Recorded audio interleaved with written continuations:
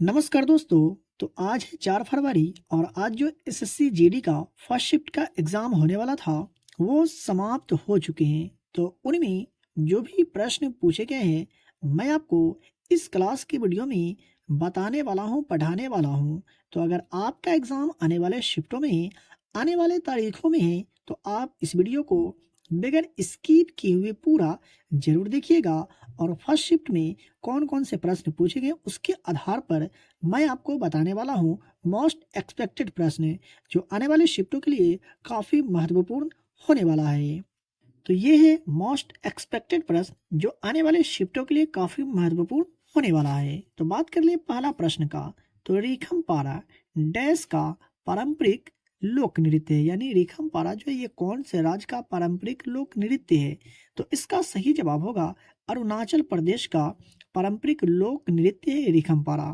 वहीं बात करें अधिक जानकारी का, तो निशी जनजाति का पारंपरिक नृत्य है रीखम पारा। इसे आप याद रखेंगे, जनजाति भी आपसे पूछा जा सकता है।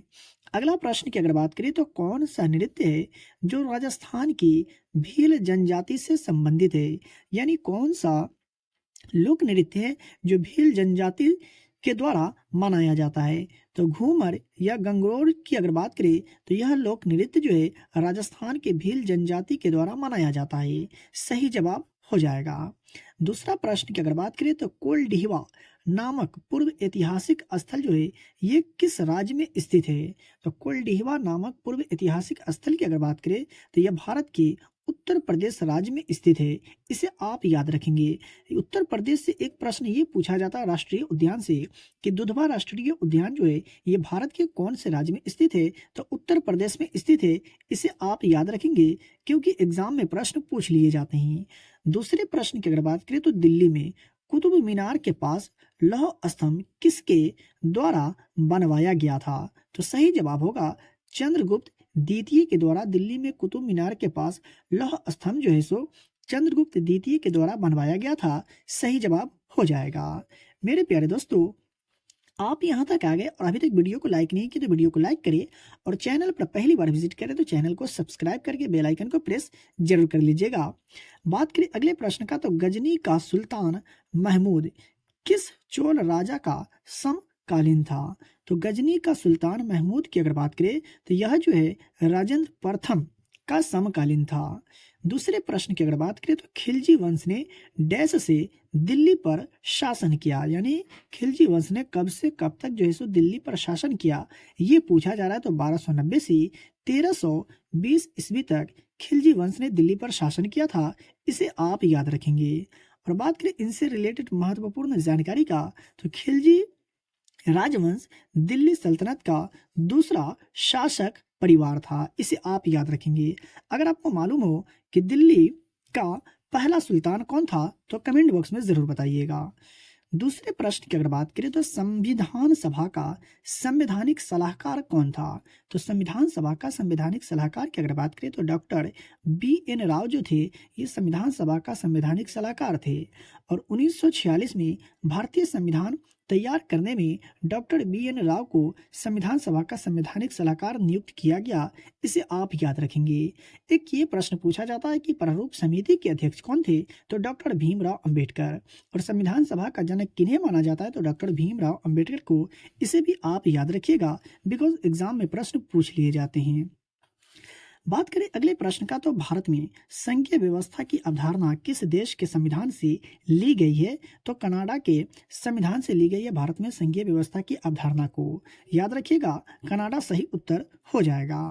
बात कर ले अगले प्रश्न का, तो दूसरा प्रश्न है अंडमान और निकोबार द्वीप समूह को अलग करने वाले जल मार्ग जो है कौन सा है।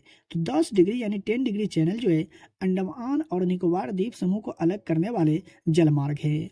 वही बात करें अधिक जानकारी का, तो 8 डिग्री चैनल की अगर हम लोग बात करें तो 8 डिग्री चैनल की अगर बात करें तो मालदीव और भारत के बीच समुद्री सीमा 8 डिग्री चैनल से होकर गुजरती है। इसे आप याद रखिएगा। सही उत्तर हो जाएगा। बात कर ले दूसरे प्रश्न का, तो कौन सा अनुच्छेद है जो उपराष्ट्रपति के चुनाव से संबंधित है। भारत के राष्ट्रपति और राष्ट्रपति से संबंधित चुनाव और अनुच्छेद से इनसे संबंधित जो अनुच्छेद बनते हैं वहां से प्रश्न पूछ लिए जाते हैं, तो इसलिए आप याद रखिएगा। तो कौन सा अनुच्छेद उपराष्ट्रपति के चुनाव से संबंधित है? तो अनुच्छेद 62। वही बात करें अधिक जानकारी का, तो भारत के संविधान के अनुच्छेद 66 के अनुसार जो है उपराष्ट्रपति का चुनाव संसद के दोनों सदनों के सदस्यों मिलकर बने निर्वाचक मंडल के सदस्यों द्वारा जो है सो इनका अनुपातिक प्रतिनिधित्व प्रणाली के अनुसार एकल संक्रमणीय मत के माध्यम से किया जाता है। आई होप कि आपको समझ में आ गया होगा। दूसरा प्रश्न की अगर बात करें तो विश्व की सबसे बड़ी ताजे पानी की झील जो है कौन सी है? तो विश्व की सबसे बड़ी ताजे पानी की झील की अगर बात करें तो सुपीरियर झील जो है ये ताजे पानी की झील है विश्व की। सही उत्तर हो जाएगा सुपीरियर झील। बात करें और अधिक जानने की कोशिश करें हम लोग, तो ये संयुक्त राज्य अमेरिका और कनाडा की सीमा पर स्थित है, इसे भी आप याद रखेंगे। दूसरा प्रश्न की अगर बात करें तो खादर और बांगर किस मृदा के प्रकार है? तो खादर और बांगर की अगर बात करें तो ये जलोढ़ मृदा के प्रकार है, याद रखिएगा। काल बैशाखी महत्वपूर्ण प्रश्न है, याद रखेंगे। काल बैशाखी डैश में चलती है?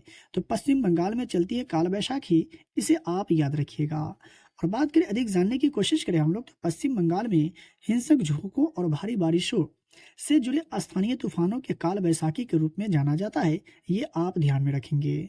चलिए देख लेते हैं अगले प्रश्न को। तो दूसरा प्रश्न है कि हिंदुस्तान कॉपर लिमिटेड यानी HCL को वर्ष डैश में शामिल किया गया था? तो कब? तो 1967 में। और यह भारत सरकार के खनन मंत्रालय के प्रशासनिक नियंत्रण के तहत एक सार्वजनिक क्षेत्र का उपक्रम है। ठीक है, देख लेते हैं अगले प्रश्न को। सेशन अगर पसंद आ रहा हो तो वीडियो को लाइक जरूर कर दीजिएगा। दूसरे प्रश्न की अगर बात करें तो 12वीं पंचवर्षीय योजना की अवधि क्या है? तो 12वीं पंचवर्षीय योजना की अगर बात करें तो 2012 से 2017 तक चला था 12वीं पंचवर्षीय योजना। अब बात आई है यहाँ पर पंचवर्षीय योजना की, तो इसकी शुरुआत कब हुई थी? तो 1951 में। और इसका कार्यकाल भी पूछ लिया जाता है, तो 1951 से 1956 तक पहली पंचवर्षीय योजना का कार्यकाल रहा था, इसे आप याद रखिएगा। अगला प्रश्न है कि 1930 में सीवी रमन ने डैश के लिए, यानी 1930 में सीवी रमन को किसके लिए जो है सो भौतिक शास्त्र का पुरस्कार दिया गया था? तो नोबेल पुरस्कार जीता था तो भौतिक शास्त्र के लिए। ठीक है, याद रखिएगा। और सर चंद्रशेखर वेंकट रमन एक भारतीय भौतिक वैज्ञानिक थे, इसे भी आप याद रखेंगे। दूसरा प्रश्न कि जंग का रासायनिक सूत्र जो होता है ये क्या होता है? तो Fe2O3 इंटू XH2O जो है सो जंग का रासायनिक सूत्र होता है। और जंग को आयरन ऑक्साइड या फेरिक ऑक्साइड भी कहा जाता है, इसे आप याद रखेंगे, बिल्कुल भी कंफ्यूज नहीं होना है। दूसरा प्रश्न की अगर बात करें तो हल्दी में कौन सा तत्व जो है सो पाए जाते हैं? तो हल्दी में कर क्यूमिन तत्व जो है ये पाए जाते हैं। प्रसिद्ध महाबोधि मंदिर की अगर बात करें तो ये कहाँ स्थित है? तो बिहार के बोध गया में स्थित है प्रसिद्ध महाबोधि मंदिर, याद रखेंगे। दूसरा प्रश्न है कि किसे कोशिका का पावर हाउस कहा जाता है? तो माइटोकॉन्ड्रिया को कोशिका का पावर हाउस कहा जाता है।